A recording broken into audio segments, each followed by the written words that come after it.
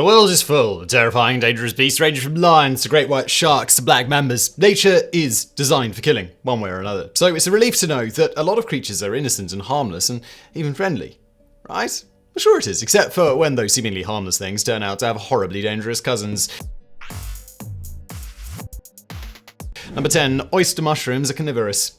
Or can be less harmful than a mushroom. Well, except for the deadly ones, that is. But the deadly ones come with a catch, usually. You can't typically get killed by a fungus unless you consume the fungus. That's why it's never a good idea to forage for mushrooms unless you know what you're doing. That said, the oyster mushroom is a beast of a different color, which is to say, yes, it's a mushroom, but it's also carnivorous. Although they may not be as intimidating or upwardly mobile as some carnivores, oyster mushrooms are still able to attack and paralyze nematodes, those tiny little parasitic worms, before devouring them. When a nematode gets too close to a mushroom, tiny hair-like fibers will paralyze the worm and a toxin kills them. Little filaments then work their way into the nematode corpse, and then the insides will be dissolved and absorbed into the mushroom. Strictly speaking, if you're a true vegan, you probably shouldn't eat oyster mushrooms as a result of this. Number 9. Carnivorous sponges. Speaking of carnivores, if there's one creature in all of the world that you wouldn't think had the temerity to hunt down and kill any prey, it has to be the sponge. There are generally two things people know about sponges. They're absorbent and they sometimes wear square pants. They are not intimidating. Deep in the ocean, some 10,000 feet down, you'll find Chondricalia lyra, also known as the harp sponge. It looks like a candelabra and may actually be less intimidating than your average sponge. Despite that, as it sits and looks fragile on the ocean floor, its long, thin arms are hard at work devouring prey. Ocean currents move tiny life forms and crustaceans along, and they become ensnared by the sponge's arms thanks to small hooks. Once they're trapped, the sponge begins to form a membrane over them and digests them. This is just one of several related species that have been discovered which are capable of catching and consuming live prey, unlike most sponges, which just filter bacteria from the ocean floor. Number 8. Giant prehistoric penguins. Few animals are as adorable and whimsical as the penguin. Whole movies have been made about them waddling about their business, having little penguins and trying to avoid being eaten by seals, and we're lucky we get to enjoy them in the here and now, because once upon a time, the penguin was a formidable beast. Back in 2006 in New Zealand, some schoolchildren happened upon some fossilized remains of a bird that was considerably larger than most other birds in the area. Dating back around 30 million years, the fossils belong to a prehistoric breed of penguins, since named the Kairaku Weweroa, which stood at 4.5 feet tall. These ancient birds had much longer legs than the penguins of today, as well as long spear-like beaks, and likely would have been much faster moving as a result. So, try to imagine a modern penguin the size of a short man, capable of chasing after you at human running speed, and you might have some idea of what this was like. Number 7. Pine trees team with fungus to eat bugs. Pine trees are known for a handful of things. They make passingly good Christmas trees, they produce both cones and nuts, and the scent of pine can work as a car air freshener in a pinch. That's more claim to fame than most trees get, but it doesn't stop there. These stationary, non-sentient organisms also shame other trees by occasionally creating a symbiotic relationship with a fungus that allows them to create a web of death so they can kill and devour insects that venture too close. The eastern white pine, which can grow to over 200 feet in height, forms a relationship with a mushroom called the bicolored deceiver.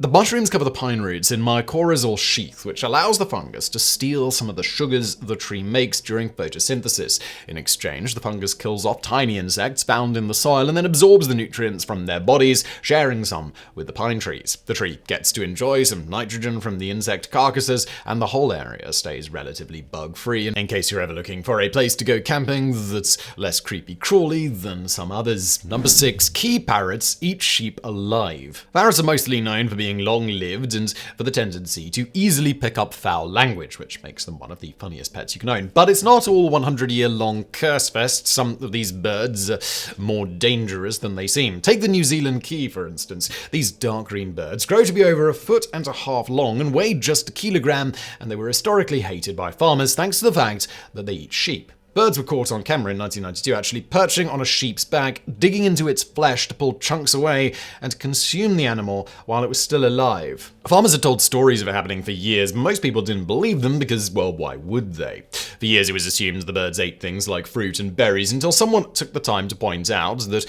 where the birds live in the mountains, there just aren't any fruits or berries over the winters, and thus they'd have to eat something else. In this case, live sheep. Number 5. Giant Triton snails hunt toxic starfish. You could make a good case for snails being the least intimidating creatures in the world. They're preposterously slow, they have no bones or teeth or limbs, and they can be killed by salt. There isn't a lot to make them particularly fearsome at all, but that's just your average garden snail. Giant Triton snails can be found along the Great Barrier Reef and grow to 2 feet in length. They feed on the crown of thorn starfish, which have been known to overwhelm reefs, so they're pretty helpful monsters of the deep. They're fairly opportunistic predators, however, and will eat almost anything they can find, regardless of whether it's poisonous. The snails themselves are toxic. The saliva it produces paralyzes its prey so that it will sit still while the snail cuts it open with a tooth-lined mouth tube and then sucks out the soft innards. Number 4. Prehistoric guinea pigs were the size of buffalo.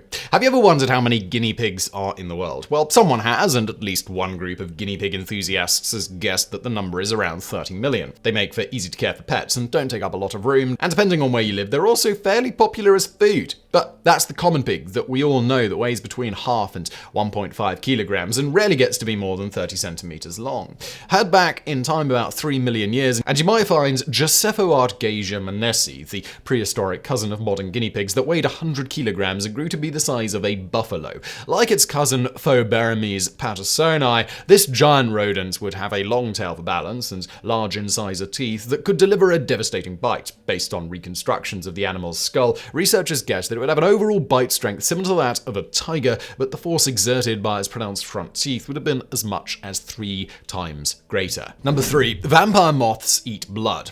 Most of us don't interact much with moths. They may try to eat your clothes in a closet or bounce off your porch light on a summer evening, and that'll be that. They're nature's less interesting butterfly. In their larval stage, moths will actually eat your clothes, which could be a serious nuisance. But like butterflies, once they mature to the winged creature you recognize, they eat an entirely liquid diet that means your wardrobe is not in danger. That said, you might be next on the menu depending on the moth. Known as the vampire moth, they feed on blood and are more than willing to take it from humans. Most of the blood-feeding species live in Europe, Africa, and Asia, but they do have cousins in North America that haven't been observed feasting on the living. There are actually 17 species in the family, but only 8 have been observed consuming blood, and just 2 have gone for humans. Of course, 2 is probably 2 more than most people would like. The tiny bugs are remarkably good at what they do and can even pierce thick elephant skin by just working their straw-like proboscis back and forth until it gets down to the tasty blood, which they then suck up until they've had their fill. Number 2. Loggerhead shrikes impale their prey on spikes.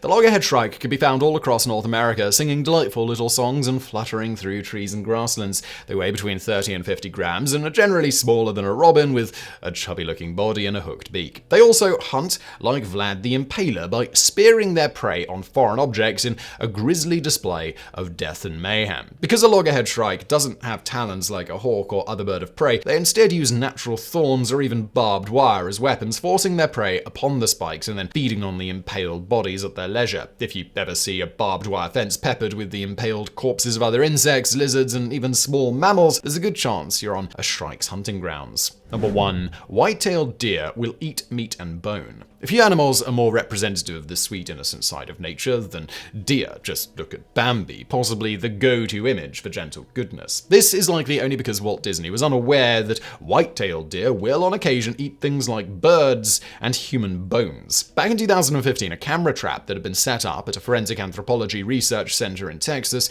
caught an unusual sight. The research center is what is often better known as Body Farm. Corpses are donated to the center and left on the grounds to decay so forensic specialists can study them, which has aided immensely in our understanding of death and crime by providing valuable information about how bodies decay over time. In this particular instance, the camera was triggered by a deer that showed up on the 26-acre property and began to chew on the rib bone of one of the corpses. Speculation was that it was trying to get some of the minerals from the bones, but arguably that's why an ogre would eat your bones as well. Obviously, most deer have limited access to human corpses, so this carnivorous moment must be rare.